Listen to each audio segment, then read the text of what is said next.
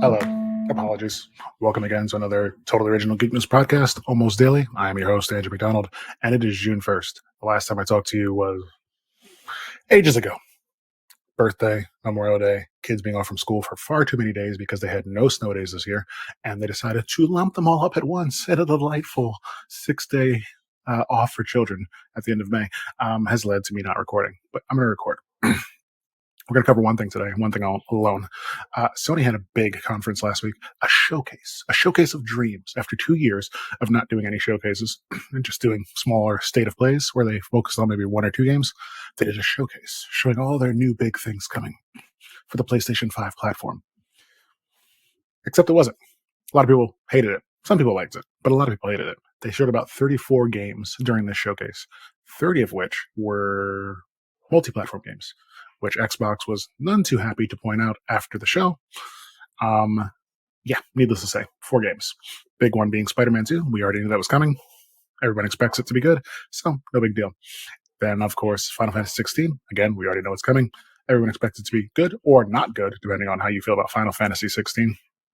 Regardless. And they showed some VR stuff. I want to talk about VR. Not that, of course, text message during the middle of this. Sorry about that. Let's just put that on silent. Okay, so VR, PlayStation VR 2. It is off to a start. Not a great start, not a rocky start. A start. It's expensive.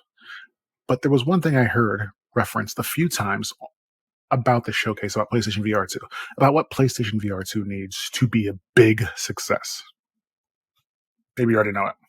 It needs Half-Life Alyx. Half-Life Alyx, if you don't know, is probably the biggest, most impressive VR game out there. It was made by Valve Software, who's best known for Half-Life, the game, and Steam, the service you buy lots of PC games on. Many people, respected people, journalists, bloggers, influencers, said PlayStation needs to make it happen. They need to get Half-Life Alyx on PlayStation 2. And all I could think to myself every time I heard someone say that was, how are you so fucking stupid? Seriously. Half-Life Alyx 2 will never play on a PlayStation VR 2. I'm sorry, Half-Life Alyx 2. It's not Half-Life Alyx 2. Half-Life Alyx will never be on a PlayStation VR 2. Except, and I'm going to throw that out there right now, the PlayStation VR 2 works on PC. And some of you are saying, of course it could. Why wouldn't it come to PlayStation? They could make it come to PlayStation. Sony could offer Valve money. What money could Sony offer Valve? Like, legitimately. Valve makes money literally doing nothing. Hand over fist. They are, without a doubt, practically a monopoly in the PC game market. Epic is there, sure, and they buy lots of deals and they make lots of exclusives there, but nobody likes Epic, quite honestly. No one likes Epic, outside of developers who can get a bigger cut of their pay selling stuff. Everyone pretty much uses Steam. And yes, there's GOG, there's other things, there's good old games, there's CD keys, there's lots of places to buy stuff. But for the most part, it all goes through Steam at the end of the day. Here's the thing. Half-Life 2, a seminal game that was everybody loved and was revered in the PC game market, and its expansions came out here. I'm going to just put the date there because I don't remember. It was a long time ago. I was possibly in high school or college. I am not any of those things now. I've been out of them for a very long time. The closest Half-Life related game was Portal.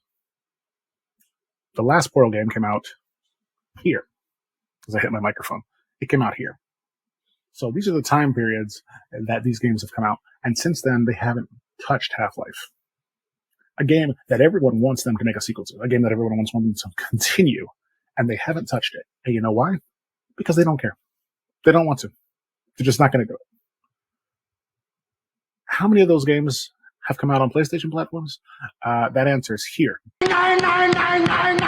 And that's also the date here of when it came out on the PlayStation platform. I'm assuming it's the orange box.